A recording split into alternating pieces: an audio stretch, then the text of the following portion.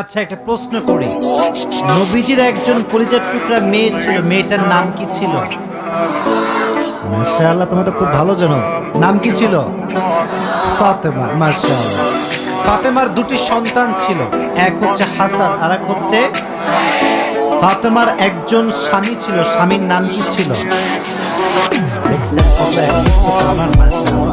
আমি নিয়ে চলেছি, যেহেতু আজকের মূল উদ্যোক্তা হচ্ছে একজন নারী, তো আজকে আমরা একজন নারীর জীবন দিয়ে কথা বলবো। তার মানে এটা নয় যে নারীদের বলে, তা নয়, বরং ফাতেমার জীবনী তো আমাদের জন্য শিক্ষা আছে না নাই?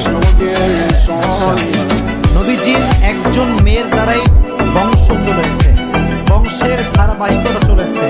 মেয়েটার নাম ছিল ফাতেমা। ফাতেমার মায়ের নাম কি ছিল? খাদিজা। বলেন, নাম ছিল কি? ইসলামে সর্বপ্রথম নারী যে ইসলাম ধর্ম গ্রহণ করেছিল তার নাম কি ছিল? আচ্ছা বলেন তো, ফাতেমার সম্মানটা কম ছিল না বেশি ছিল? নবীজি বলেছেন, জান্নাতে সর্বপ্রথম যে নারী প্রবেশ করবে এবং জান্নাতের সমস্ত নারীদের যে সর্দারিনী হবে তার নাম হচ্ছে ফাতেমা রাদিয়াল্লাহু তাআলা আনহা। সুবহানাল্লাহ পড়ে। নবীজি বলেছেন, যে ফাতেমাকে কষ্ট দেয় সে আমাকে কষ্ট দেয়, যে ফাতেমাকে ভালোবাসে সে যেন আমি নবীকেই ভালোবাসি। সুবহানাল্লাহ পড়ে। এটা হচ্ছে ফাতেমা রাদিয়াল্লাহু তাআলা আনহা। ওনার নাম ছিল ফাতেমা as-সিদ্দিকা, আবার তাহেরা, আবার আছে সুহরা। এক এক জায়গায় একটা উৎপত্তি দিয়ে এসেছে। তবে ফাতেমার সম্মানকে আকাশচুম্বী সম্মান করে দিয়েছে একজন। জবান করে বলেন তিনি কে?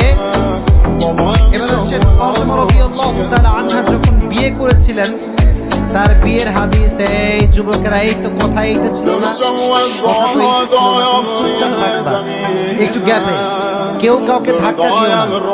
জায়গা খুবই কম এবং স্বামীরা খুবই কম জায়গায় আছে। আচ্ছা বলেন, ফাতেমার স্বামীর নাম কি ছিল? বলেন না, নাম কি ছিল? আলী রাদিয়াল্লাহু তাআলা আনহু। যখন ফাতেমার বিবাহের বয়স ঘনিয়ে আসলো, সর্বপ্রথম ফাতেমাকে যুবকের হাদিসটা